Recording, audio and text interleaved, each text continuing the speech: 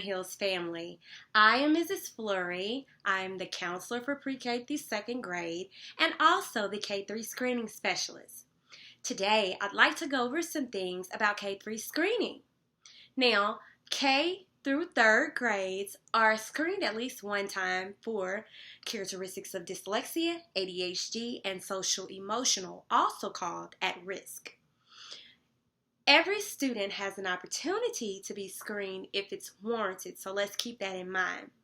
Kindergarten and first grade, those screenings are done as warranted. Second grade will have screenings done at different times throughout the school year. One at the end of the month for characteristics of ADHD.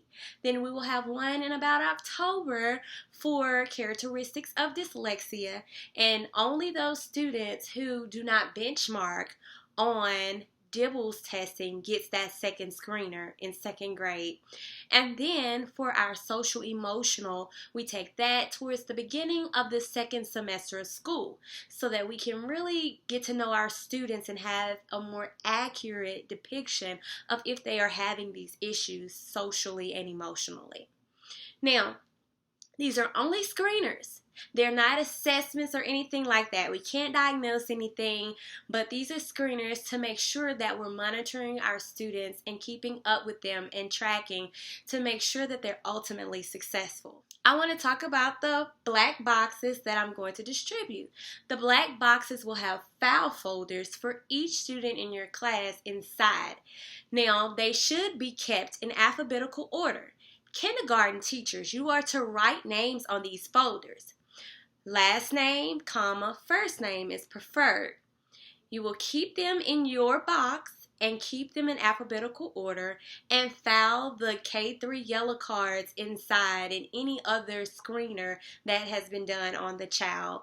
And those are to be returned at the end of the school year. Now, you will have a color folder with all of your K-3 box instructions and any information that needs to go home. Now, let's look at our yellow cards. The front of the card will look something like this.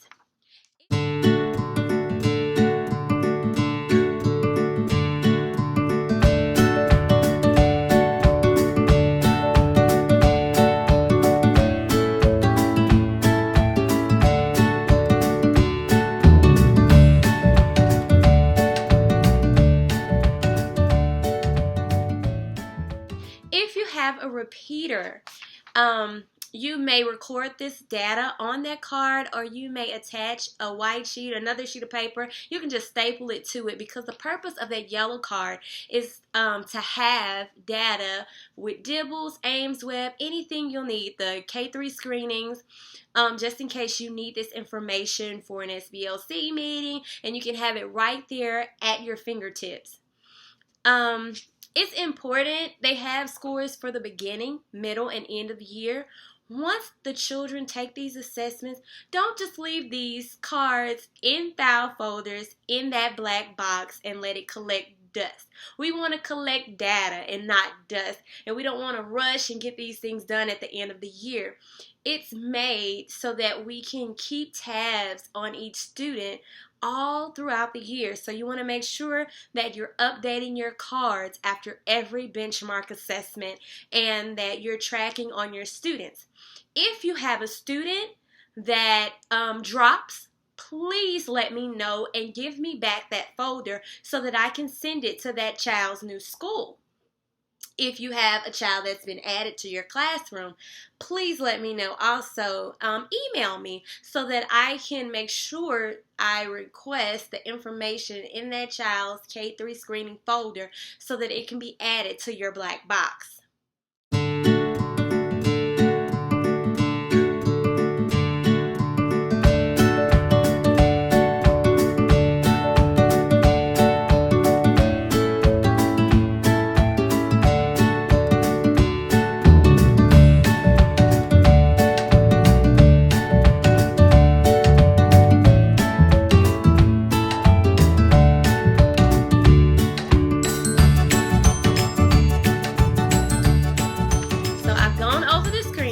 Inside your black box in your color-coded folder that's for you as a teacher.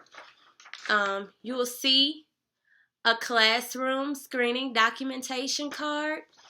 Now, kindergarten and first grade, only put your students who had a screener that was warranted to need a screener on there. Second grade, you're going to put all of your students on here and just follow the instructions on the sheet. Now, for second grade, on the back of that sheet, please add the ones who brought the letter back that said do not screen their child for K-3 screening, characteristics of dyslexia, ADHD, and social emotional. This is the letter that you will have that goes out to each parent. They only bring it back if they do not want their child screened. So if they don't return it, then we screen them. If they do return it, send it to me, and usually I call the parents because they don't understand and they think they didn't read it correctly and they do want their child screened. But if I speak to them and they're adamant about not wanting their child screened, we will not screen the child, but just put it on that classroom screening documentation on the back so that we can make sure our numbers are correct. So if they do not want their child screened, they don't have to have their child screened, but it's something that we do every year, and it's just saying that we're observing them. So I hope this information helps.